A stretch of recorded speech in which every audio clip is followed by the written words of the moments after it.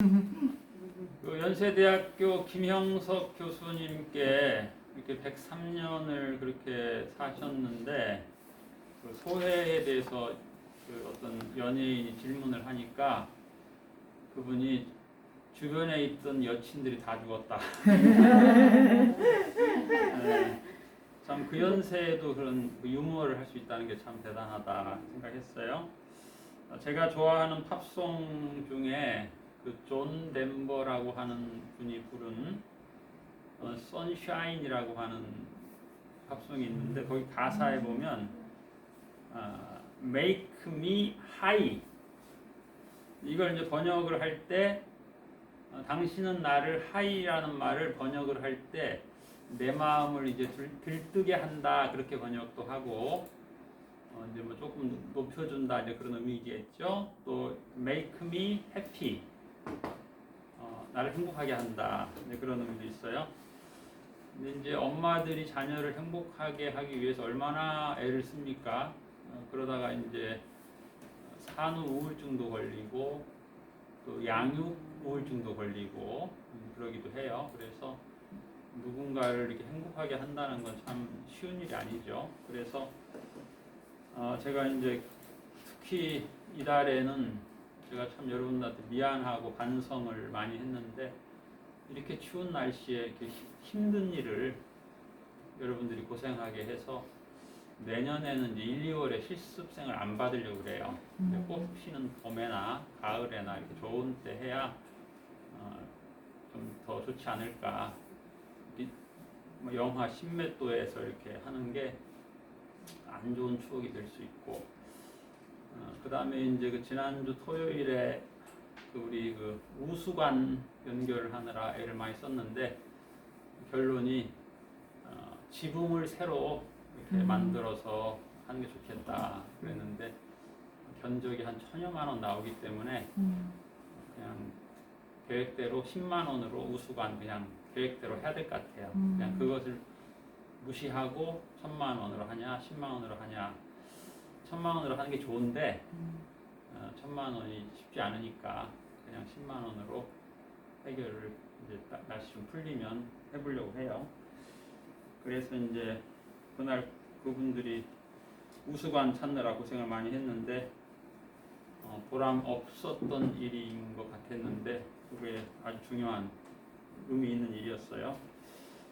이틀 전에는 우리 주방에 전기 온수기가 고장이 나가지고 그걸 이제 고쳤는데 그 수리비가 11만 원 들었어요. 그래서 제가 우리 국제사한테 내 개인 카드로 결제했다 그랬더니 왜 개인 카드로 하세요? 공금으로 하세요. 공금이 이제 보건복지부에서 한 달에 500 몇십만 원이 나오는데 그게 두 사람 월급이에요. 월급과 저 같은 경우는 월급만 받고 복지사 같은 경우는 퇴직 적립도 해야 되고 복지 사대보험 지원도 해야 되고 이런 것이 있어서 한 2만 원 정도는 쓸 수 있는데 11만 원까지 쓸 수 있는 돈이 안 돼요. 매달 그렇게 정해 있어요. 500여만 원 가지고 직원 2명 월급 주고 뭐 사대보험 뭐 퇴직 적립 이런 거 하고 나면 10만 원이라는 돈은 굉장히 큰 돈이기 때문에 항상 제가 개인으로 지출을 합니다. 지난달에 여러분들 고생 많이 했는데 그때도 다 제가 개인 돈으로 다 한 거예요. 30만 원 그 살 때. 그러니까 그 이제 복지 시설이 그렇게 뭐 여유가 없어요. 네, 매달 이렇게 2, 30만 원 개인 돈이 들어가니까 그래요. 그래서 여러분들이 이제 그 부분을 좀 이해해 주시고, 그다음에 이제 시설 그 거주자가 상처를 많이 받아가지고 이 봉사자들이나 복지사를 힘들게 하는 경우가 많아요. 이 문제도 참 쉽지 않아요. 그래서 면역이 잘 구비될 필요가 있어요. 저 같은 경우는 몸이 약해가지고 제가 한 10년 전에 감기 걸렸는데 한 달 내내 기침한 적이 있어요. 그래서 그때부터 이제 제 처제가 의사니까 독감 예방주사를 1년에 한 번씩 놔주는데 그랬더니 10년 동안 감기가 안 걸리더라고요. 저는 지금도 추운 데서 막 돌아다니잖아요. 그러면 콧물이 나오고 재채기가 나오고 그래요.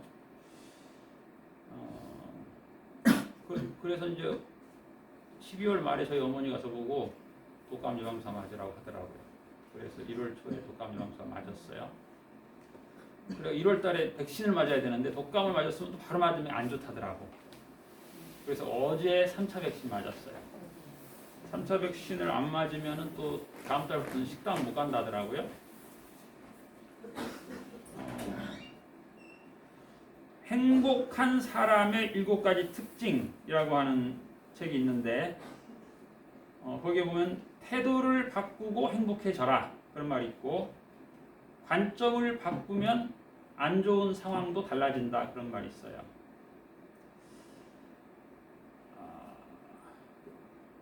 회색 콧불소 현상이라고 하는 말이 있다 그래요. 회색 콧불소가 2톤인데 강력하다고 합니다. 그래서 걔가 달려오면 땅이 울리기 때문에 충분히 피할 수 있다고 생각을 했는데 생각보다 등치는 큰데 빠르대요. 그래서 사람이 많이 상해를 당한대요.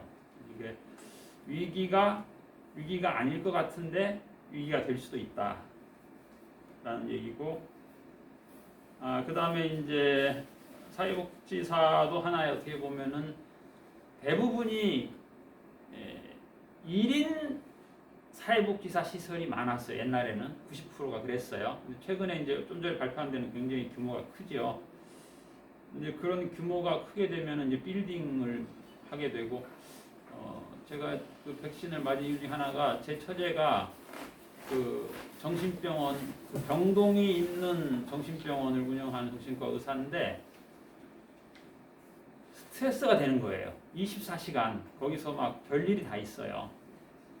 그래서 거기를 월세가 1,000만 원이니까 거기를 이제는 문 닫고 월세 270만 원짜리로 이사를 어제 했어요. 그래서 이제 그 규모가 크면 약간의 뭐 이렇게 월급이 좀 많을 수는 있지만 그게 이제 스트레스가 될 수 있어요. 그래서 여러분들이 그 스트레스가 약한 분은 노인 시설을 할 때 24시간짜리 요양원 하는 것보다는 노치원이 나아요. 그래서 이제 그 조감도라고 하는 게 있는데 여러분이 실습 첫날에 자기가 한 달 동안 실습을 하는데 첫날에는 뭐 하고 둘째 날에는 뭐 하고 그 설계도 그게 조감도예요. 그래서 이제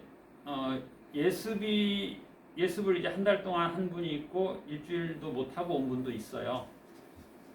그러면 이제 한 달 이상 한 분들은 내가 이 과정을 다 알아요. 교과서도 다 집에서 읽어보고 오고 심지어는 카페에 있는 영상까지 다 보고 오는 분도 있어요. 당연히 유튜브는 다 들었고 그런 분은 할 게 뭔지 다 알아요. 근데 이제 급하게 이제 오시는 분 심지어 뭐 며칠 전에 실습 계약서를 쓰고 온 분도 있어요. 왜냐하면 지금 이제 우리 3월 달에 실습하기로 한 분이 어제 전화 왔어요. 3차 백신 맞고 부작용으로 수술 받았다.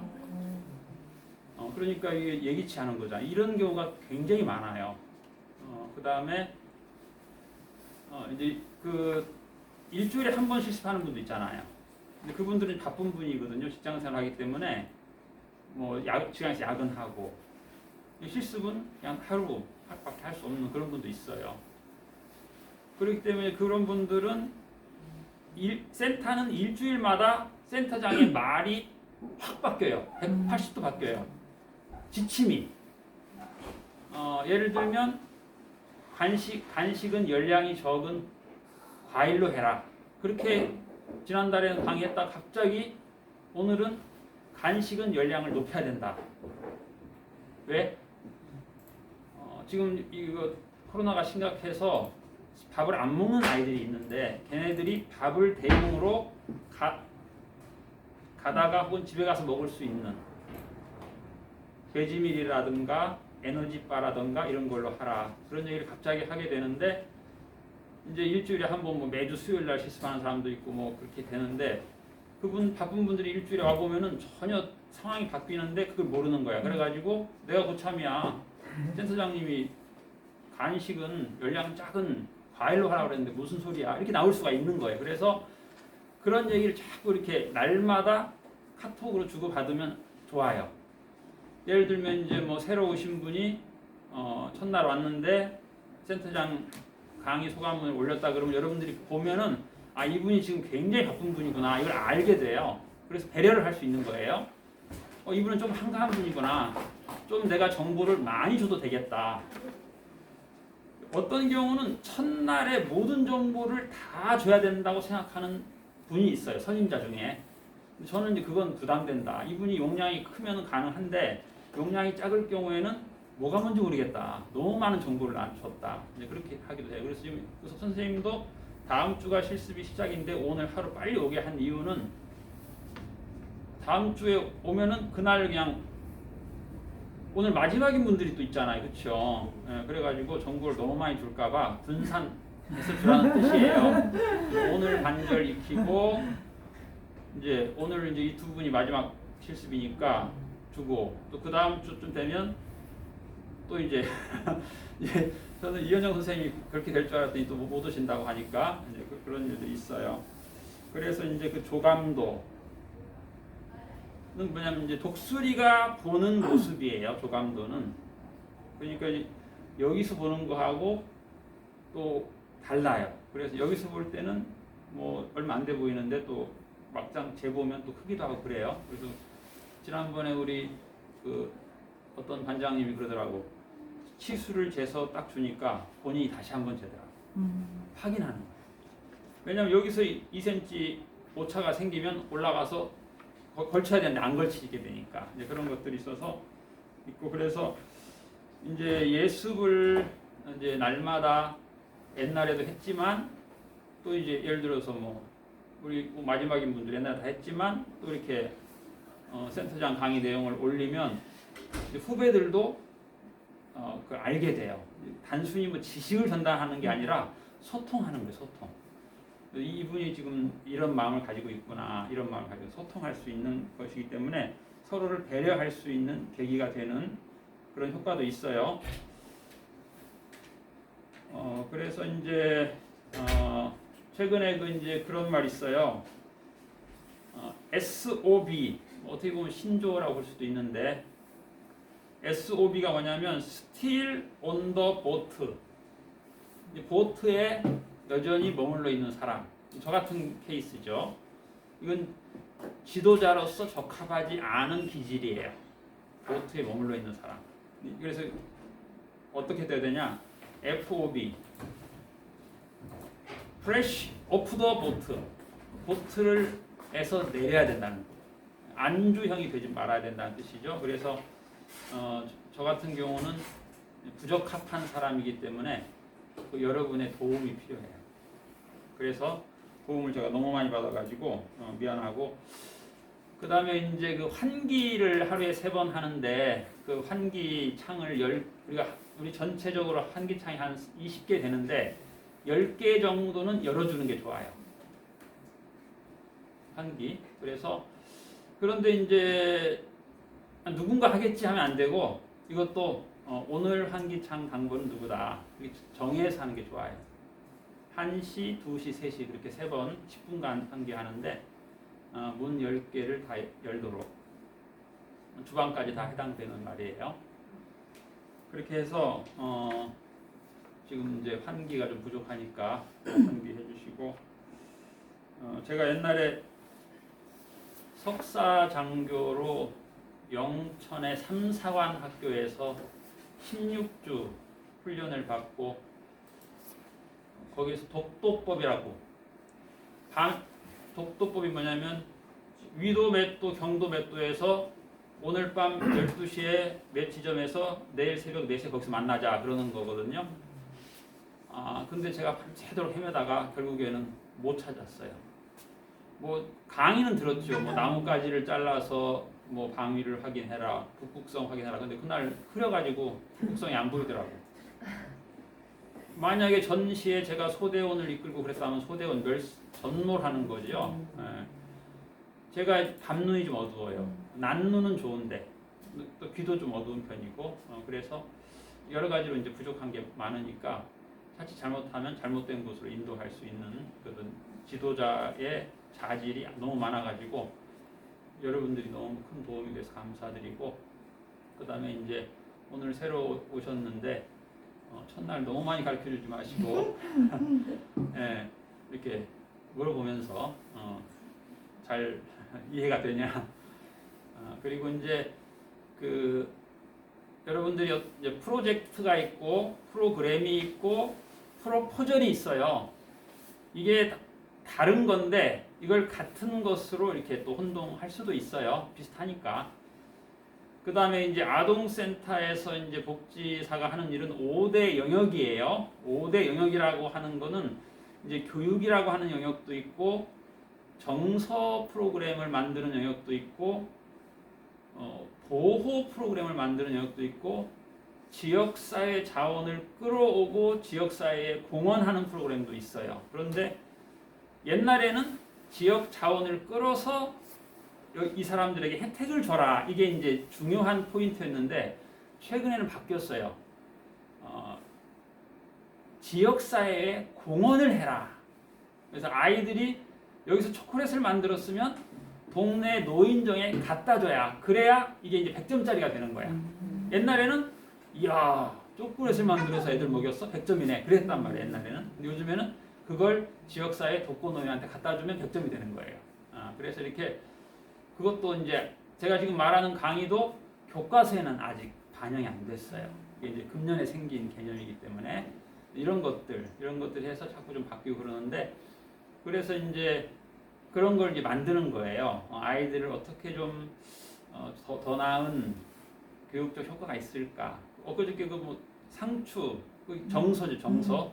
그런데 이제 그 교수들이 정해놓은 기준이 있어요.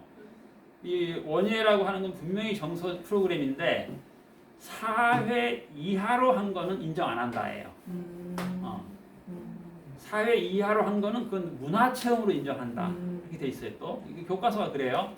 그다음에 엄청나게 좋은 교육을 제공했어. 근데 10회 이하를 했어. 그것도 인정 안 한다예요. 교육은 10회 이상해야 된다. 이런 것들이 교수들이 무슨 뜻으로 그런 말을 했는지 모르지만 하여튼 그 사람 나름대로 일리가 있는 거예요. 이런 정서적인 교감을 하려면 그냥 일회성보다는, 그리고 다음에 또 2단번에는 무슨 원예를 하면 좋을까 물어보면 애들이 딸기요. 그럼 그래, 다음에 딸기 하자. 그러면 이제 얘는 내가 딸기 하자고 해서 일주일 딸기 하게 됐다. 이게 굉장히 자기 효능감이 생기는 거예요. 자기 성취감이 생기는 거예요. 왜? 얘는 모든 기능이 떨어져 가지고 자기 효능감이 없어. 나는 엄마한테 혼나고 아빠한테 혼나고 학교 가서 혼나고 나는 참 무가치하다 이렇게 생각했는데 선생님이 자꾸 묻는 거야. 너 뭐 하고 싶냐? 그래서 자기가 한 것이 프로그램이 돼버렸어. 그럼 얘는 인생이 살맛이 나가지고 나중에 겪게 될 우울증의 기간을 여기서 이제 면역이 돼가지고 극복할 수 있는 에너지가 생기는 거예요. 그래서 여러분들이 이제 그런 부분도 여기에 다 이제 들어가 있는데 100% 하라는 건 아니에요. 그냥 한번 노력해보는 거죠. 시도해보는 거예요. 그래서 다 잘할 수 없고 다 할 수 없고.